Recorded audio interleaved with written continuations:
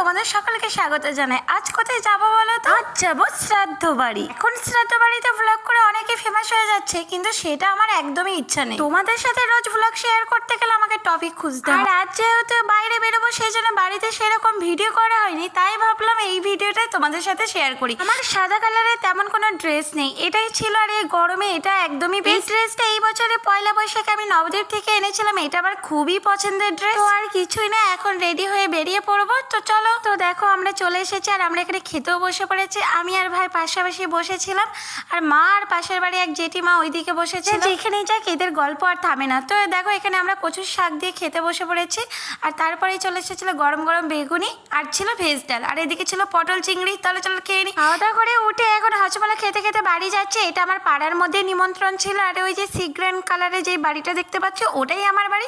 তাহলে চল টাটা, দেখা যায় খুশি করে নেক্সট ভিডিওতে।